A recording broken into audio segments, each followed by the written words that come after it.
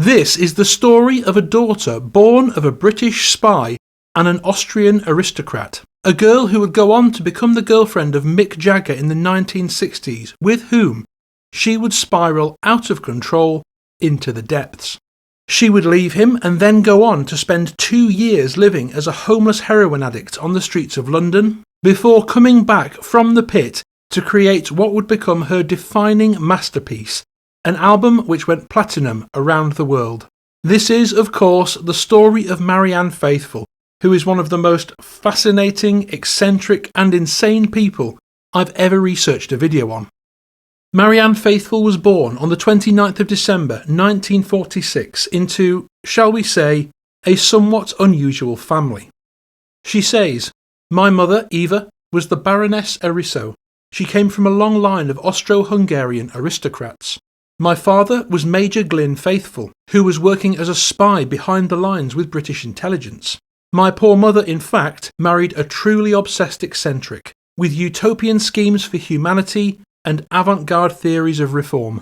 My grandfather, Theodore Faithfull, was a sexologist who had left my granny and run off with a circus dancer. He never took baths. He would come to stay with my parents, and my mother would desperately try to make him wash, and he wouldn't. She claimed he was the most horrible, dirty old man you could imagine."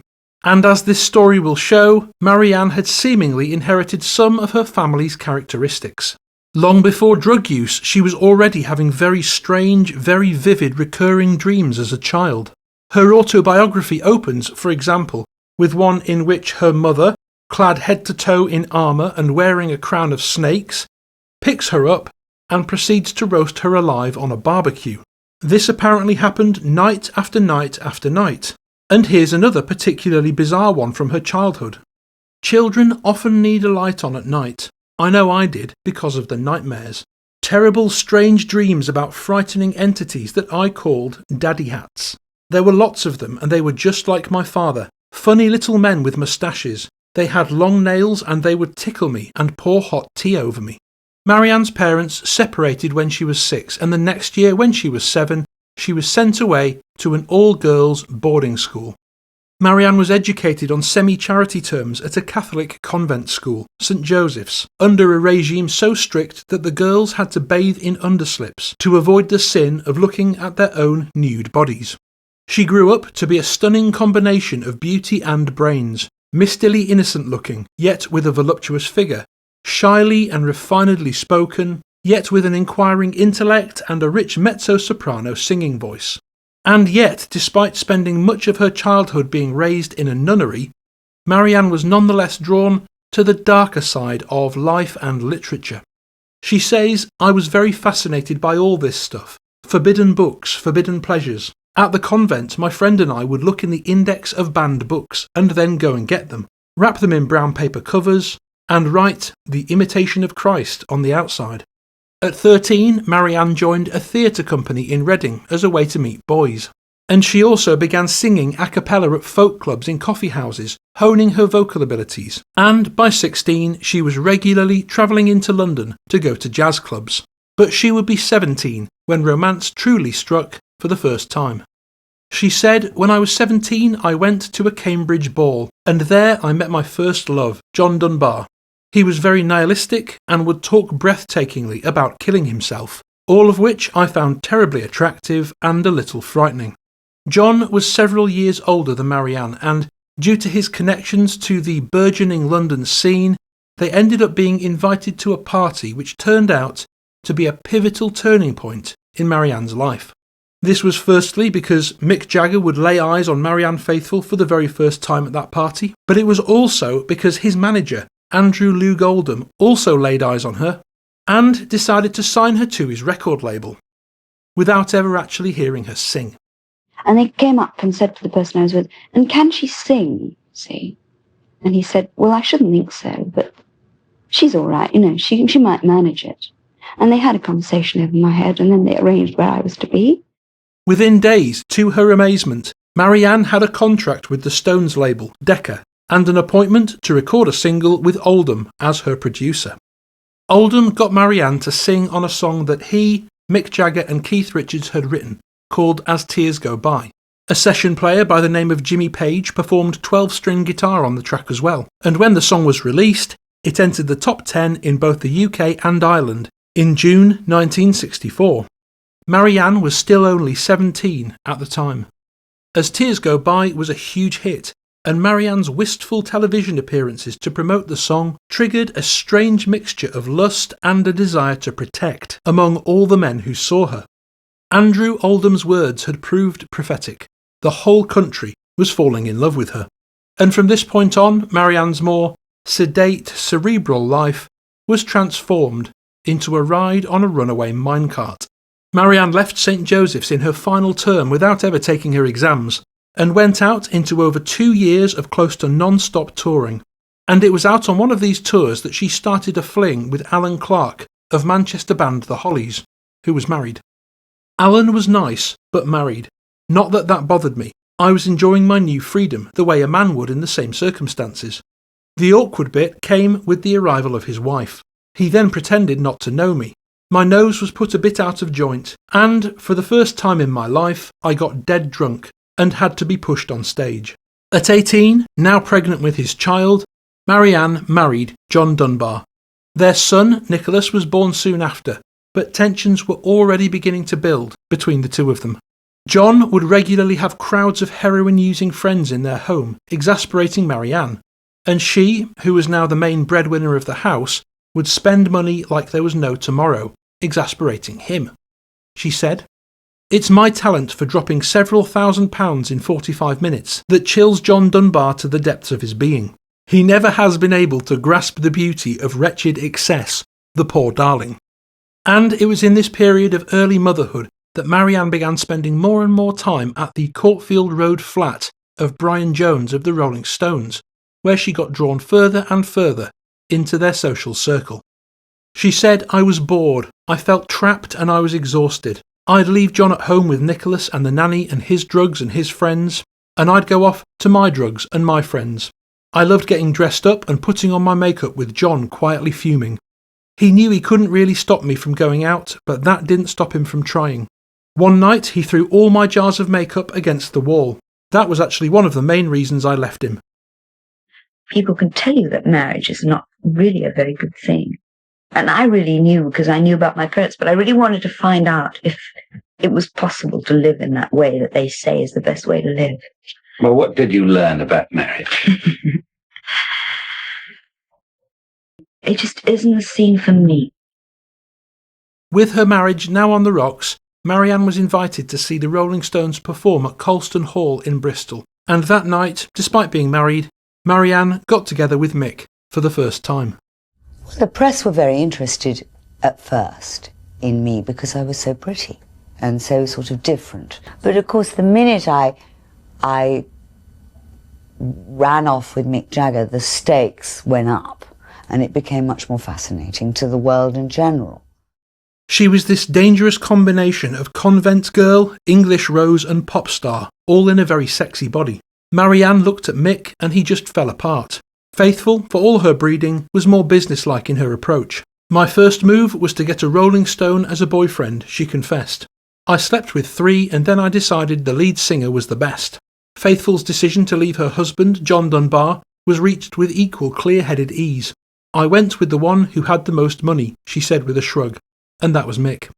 "I needed a friend," Marianne recalls. Mick was a friend who happened to be a millionaire. But Marianne wasn't the only one who was already technically spoken for. Mick Jagger was also in a long-term relationship with model Chrissy Shrimpton. Marianne said, "Shortly after Mick and I got involved, Chrissy had a nervous breakdown and was put in hospital. She had made a suicide attempt. I can't pretend that I was too sympathetic with her plight. On the contrary, I was feeling pleased with myself and thought myself quite secure. Only after Chrissy was released from the hospital and recuperating at home in Buckinghamshire did she learn from the newspapers about Mick and Marianne. When at last she nerved herself to return to Harley House to collect her possessions and 6 cats, she found the flat's front door lock had been changed, and she had to telephone the Stones office and make an appointment. The year was 1966 when Mick and Marianne became an item, and they dove headlong together into the social scene of heavy drug use and partying. Mick with some measure of caution, Marianne with absolute abandon. And despite Mick and Marianne habitually cheating on each other right from the very start, for a while at the beginning, they actually did seem pretty happy. But next came a series of traumatic events, one after another, that sent Marianne spinning out of control. One of the first really major ones being when they got busted for drugs in February of 1967. On Friday, February the 10th, 1967, Mick and Marianne were at Abbey Road, watching the Beatles as they worked on the orchestral parts to A Day in the Life, after which they went to Keith Richards' house, Redlands, where they stayed the night and took drugs. The next evening, the police showed up to Redlands in response to a complaint about a riotous party. By 8 in the evening, they were all out of their minds. Marianne took a bath and settled on a couch wrapped in a huge tawny fur rug. A policewoman told Marianne she was to be searched, and she called to Mick in her haughtiest accent, Mick, help. This dykey woman wants to search me. What does this bloody lesbian want from me?" As the policewoman hustled her upstairs, Marianne turned mischievously and yelled, "Help, I'm going to be raped by this lady copper." A succession of West Sussex police officers, male and female, testified to Marianne's merry mood throughout the raid, and how, at that moment on the staircase, she deliberately let the rug slip, disclosing parts of her nude body. She was represented as a shameless hussy, surprised with 8 men in an orgy which had not stopped at drugs. There was also a particularly vulgar rumour that has always been denied by everyone present, involving Marianne Faithfull, Mick Jagger and a Mars bar, but I'm not going to go into details here. Keith says, "How the Mars bar got into the story, I don't know. There was one on the table, and so she's stuck forever with the story of where the police found that Mars bar. A naughty lady, bless her heart. She was more dressed in this fur bedspread than she'd been all day." And the Redlands drugs bust was a real turning point for the public's perception of Marianne Faithfull. Marianne had undergone perhaps the greatest image change in pop history, from virginal Lady of Shalott to shameless druggy vamp who thought nothing of taking on 8 men at a time. After the trial, she received a flood of hate mail from people who had bought As Tears Go By, and now felt personally betrayed. Private Eye magazine lampooned her as Marijuana Faithfull. It wasn't just for Marianne, however, that a corner had been turned. While the Rolling Stones were becoming a global phenomenon, simultaneously everyone in their central orbit was also being sucked down, slowly but surely, into a kind of madness. And later that same year, this bizarre incident happened between Marianne and Mick. Marianne recalls, "To surprise Mick, I flew out to Genoa, which was midway on an absolutely mad Italian tour. I went straight to the hotel and waited for him to come back from the concert. The minute he walked in, he was a different person. It was as if he was someone I didn't know. He was absolutely possessed. He didn't say hello, he didn't even acknowledge me, he just walked over to the bed and began slapping me across the face. Not a word was spoken. I was absolutely terrified and I fled into the big white bathroom. He followed me in there and continued to hit me. He beat me quite badly and I didn't have a clue why. Nothing brought it on. It just erupted out of some inner turmoil as if a demonic force had taken him over. When it was over, it was like a hurricane that spent itself and stopped. We never ever mentioned it. To this day, I don't know what it was about." The next year, 1968, Marianne starred in a film called Girl on a Motorcycle. Here's a bit of the trailer.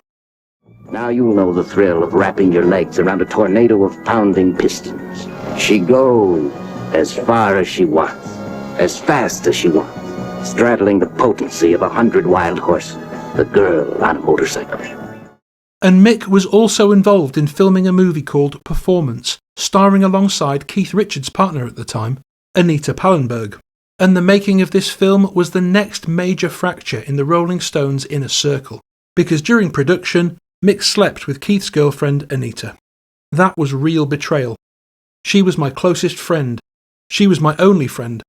Jagger's betrayal with Pallenberg probably put a bigger gap between me and Mick than anything else, Keith said, and probably forever.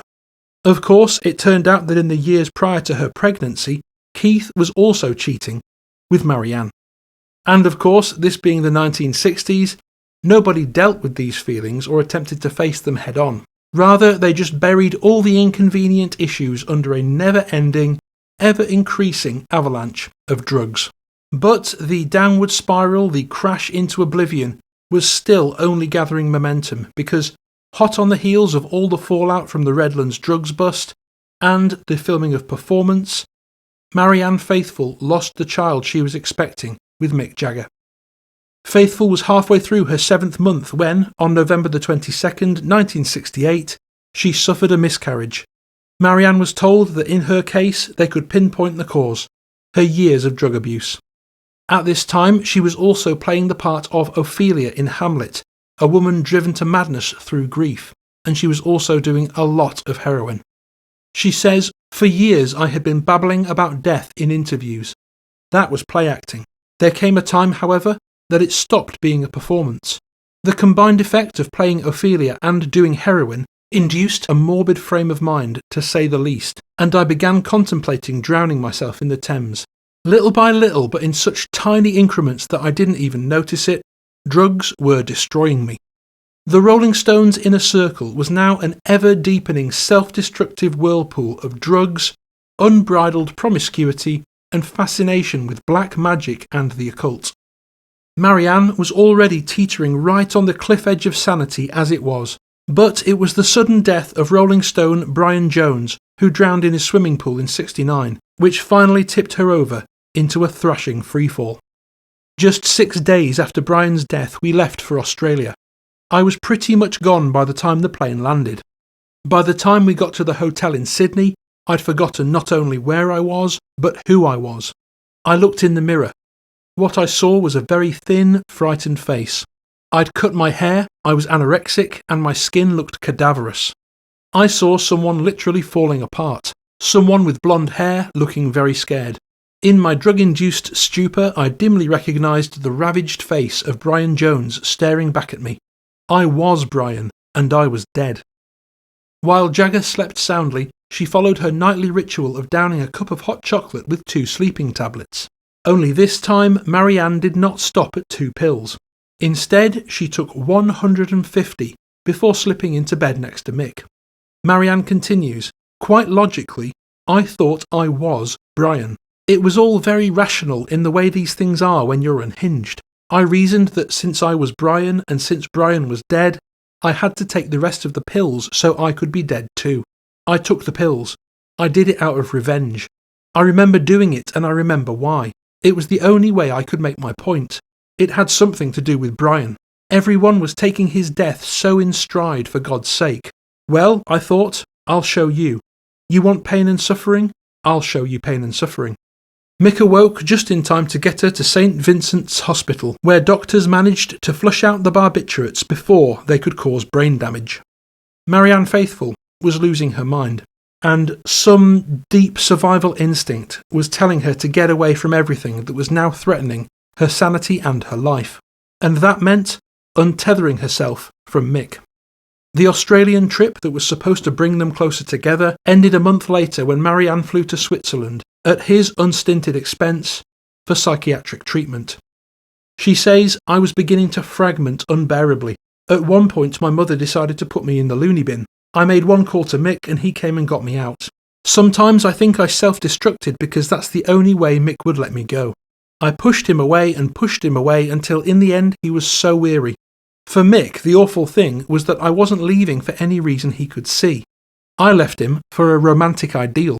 I wanted to be a junkie more than I wanted to be with him. That was my idea of glamour." To add to her misery, John Dunbar was at last divorcing her on the grounds of her adultery with Mick. Everyone she had ever loved seemed to be simultaneously spurning her. There was, however, the solace of heroin. She says, "I started to do heroin in earnest. I was in the most awful pain, and I figured I had tried everything else. I had even tried suicide, which didn't work. Then my mother tried to kill herself, for God's sake. At that point, I entered one of the outer levels of hell and stayed there for years." But this still wasn't absolute rock bottom. There was still one more catalyst left that would send her down to the very bleakest depths of the pit. Because it was at this point in her life when American Satanist filmmaker Kenneth Anger tracked her down and invited her to be in a film he was making, called Lucifer Rising. Being now a hopeless drug addict, a black magic aficionado, and broke, she agreed. Anger was a disciple of Aleister Crowley, Mick and Marianne, Keith and Anita, and many others of the new, rich, jaded rock aristocracy listened spellbound as anger turned them on to Crowley's powers and ideas. His life's work was to have been a film of homage to the devil, called Lucifer Rising. For the role of Lucifer, Anger employed a good-looking young man named Bobby Beausoleil, who played guitar with the Californian rock band Love. Mysteriously, after many months of filming, Beausoleil appeared to go berserk and carried out a singularly bestial murder, which ended with his writing on a wall with his victim's blood. Marianne says, "I knew that by simply being in the film, I was involving myself in a magic act far more potent than Kenneth's hocus-pocus Satanism. Smearing myself with Max Factor blood and crawling around an Arab graveyard at 5 o'clock in the morning as the sun rose over the pyramids was absolute insanity. To be that passive, to let someone like that make me perform a ritualistic act of such ghoulish proportions was just mindless. If I'd been my normal self, I would have just laughed. But by then, I was a hopeless junkie. I used to feel a lot of the bad luck in my life came from that film." And it was after the making of that film that Marianne Faithfull, at last, smashed into bedrock. She had long had a fascination with forbidden books, immersing herself in anything that society found indecent or repellent. While she had been a student at the convent, she had found the banned reading list, for example. When she had been wanting to learn more about free sex in the 1960s, she had chosen to study Philosophy in the Bedroom by the Marquis de Sade, which is an absolutely unhinged book on sex by the psychopath the term sadism is named after. She read books on the occult and black magic, anything subversive and disturbing really, and it was in a book called Naked Lunch by William Burroughs that she discovered a character called William Lee. And William Lee was a homeless heroin addict who Marianne found she admired and wanted to emulate. So she did. She says in 1972, Soho still had a few bombed-out buildings left over from the Blitz. I passed my days sitting on the partly demolished wall of one of them. The middle of this bombed-out building was a shell filled with rubble, where the derelicts and meth drinkers would get a bonfire going every night. I did as close to nothing as I could. As I sat there day after day, high as a kite, I must have seemed a strange apparition among the ruins. I was still wearing the exquisite clothes from my former life, a bedraggled white queen whose finery was gradually getting frayed, worn away from sitting on walls and sleeping in squats. I was rail thin. I hoped I was becoming invisible. Ever since I'd read Naked Lunch, I'd wanted to be a street addict, and there was no doubt that I had achieved my goal in a spectacular manner. What followed was a period of many years in which Marianne lived on the streets and in squats with other addicts. The strangest thing about this period in Marianne Faithfull's life, however, is that the chains were entirely in her own head. Literally at any time she had wanted, she could have been fed, clothed, housed, healthy, as evidenced by what happened next in the making of her next album, Dreaming My Dreams, also known as Faithless. One day, as I was sitting on my wall, my old producer tracked me down.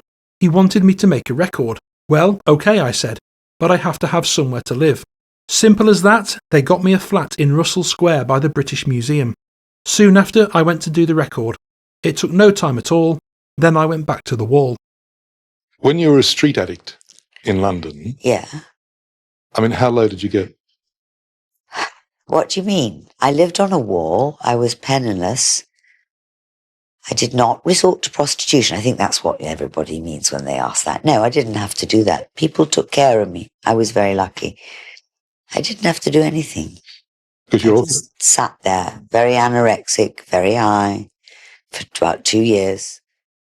It wouldn't be until 1979 that Marianne Faithfull, 7 years after she initially took to the streets, and still living in a squat, released the album that would come to be regarded as her magnum opus. Marianne called it Broken English, and there was something about it, something about the timing with which it was released, combining with her own precipitous fall, that made it somehow resonate with the punk subculture of the day. This was an enraged album by a clapped-out former pixie dream girl who was now a drug-addicted black magic dabbler living in a filthy squat. Somehow Marianne had condensed and distilled all the chaos, the madness, the self-destruction and the debauchery into a 35-minute, 8-song album. Though her voice was changed, cracked, broken and unrecognisable, it was an instant classic and went on to be considered Marianne's defining masterpiece. Just listen to this from Rolling Stone. The album's power begins with Marianne Faithfull's old persona and with one's knowledge of the collapse of the woman behind it. Faithfull sings as if she means to get every needle, every junkie panic, every empty pill bottle and every filthy room into her voice. It is a perfectly intentional, controlled, unique statement about fury, defeat and rancour. It isn't anything we've heard before from anyone. As far as Faithfull goes, there's a guttiness here, a sense of craft, and a disruptive intelligence that nothing in her old records remotely suggested. Broken English is a kind of triumph. 15 years after making her first single, Marianne Faithfull has made her first real album. Pitchfork put it this way: released in 1979 following periods of homelessness, heroin addiction and scandal, Marianne Faithfull's opus recovered her from exile and captured a generation's disillusioned come-down. Much in the way the Rolling Stones did in the late 60s, Broken English taps into a collective consciousness. This record documents a particular shade of darkness not everybody lives to describe. Aching and defiantly alive, it still bleeds like it was cut yesterday. Broken English sold over 1 million copies worldwide, went platinum in France and Germany, and earned a Grammy nomination. And it marked a turning point in the life of Marianne Faithfull, the second half of her life being, thankfully, not quite as demented as the first. In 1985, she began the process of sorting her life out, taking steps towards recovery, beginning with a stint in rehab at the Hazelden Foundation in the States. And she continued releasing new music until 2021. Marianne Faithfull passed away in January 2025, aged 78, having outlived everyone's expectations against all odds by a long margin. And to me at least, there was a certain streak of rich old English lunacy that Marianne Faithfull somehow just perfectly personified. One of these mad aristocrats who wouldn't think twice about pushing the big red end of the world button, simply because it was the fashionable thing to do. And while Broken English is Marianne Faithfull's musical masterpiece, to really understand it you also need the cipher that breaks the code, which is her autobiography that I've read from today. The ending to which is just as crackpot as the story it contains.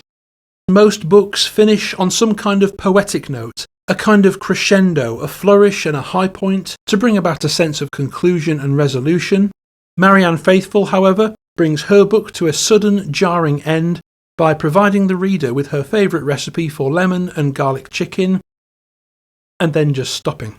Which is, in a weird way, a perfectly fitting resolution for this gloriously insane self-portrait by the beautiful but mad Duchess, perpetually baffled that cause always leads to effect. It has been a peculiar life, but you have to remember that to me, it's just my life. It doesn't seem very peculiar to me. And really, until I wrote the book, I almost felt like, well, isn't everybody's life like that? And that's it. A massive thank you to all my supporters on Patreon, and if you would like to get access to bonus content as well as to be thanked at the end of videos, the link is down in the description. Thank you so much for watching. Let me know your thoughts down in the comments below, and as always, I'll see you next time.